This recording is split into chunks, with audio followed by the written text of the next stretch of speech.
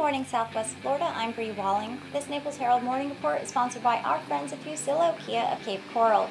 This morning, we'll tell you about a Georgia teacher arrested for firing his gun in a school, the texting while driving proposal likely stalling in the Florida House, and more. Today is Thursday, March 1st, and this is the Morning Report. A teacher barricaded himself inside a classroom at a Georgia high school on Wednesday and fired a handgun in what may have been a warning shot. No students were in the classroom at the time, and the only injury reported was a student who hurt her ankle running when the school was evacuated.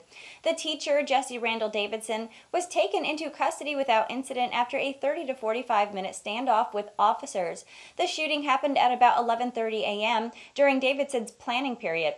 Students were trying to get into his classroom, but he wouldn't let them in. The students notified the principal, who tried to open it with a key, and that's when Davidson fired his single shot. Police didn't immediately say why the 53-year-old social studies teacher fired the gun, but noted that he aimed away from anyone into an exterior window as the principal tried to unlock the door. After the gunshot, the school was immediately placed on lockdown. This incident comes after police found a threatening note on the floor of a classroom a week ago, but authorities say it wasn't related to the shooting on Wednesday. It's not immediately clear what charges Davidson will face.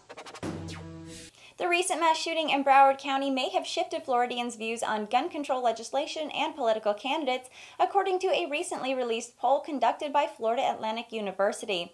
The most immediate impact of the recent tragedy seems to be the change in support for Governor Scott in a hypothetical race against current Florida Senator Bill Nelson.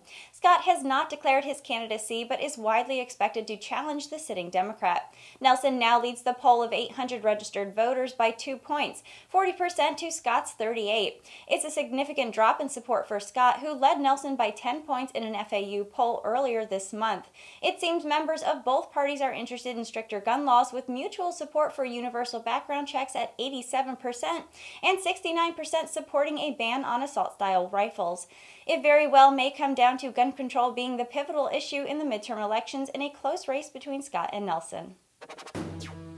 The Florida House is expected to approve a measure that would allow law enforcement officers to pull over people for texting while driving, but probably not before the session ends next week. The House proposal, HB 33, which was positioned Wednesday for a vote, would make texting while driving a primary traffic offense, allowing officers to pull over motorists for texting. It's currently a secondary offense, which means police can only write tickets for texting while driving when they stop motorists for other reasons, such as speeding. The bill would allow drivers to make phone calls on electronic devices and can use them for things like directions.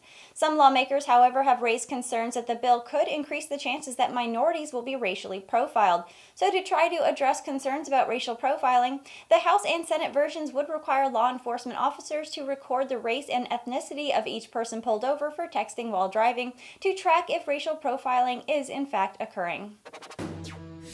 And that was the Morning Report for today. I'm Bri Walling. The Morning Report airs Monday through Friday at 9 a.m. right here at NaplesHerald.com. And don't forget to check out our lunch break that also airs Monday through Friday at 12 p.m. Thank you for watching.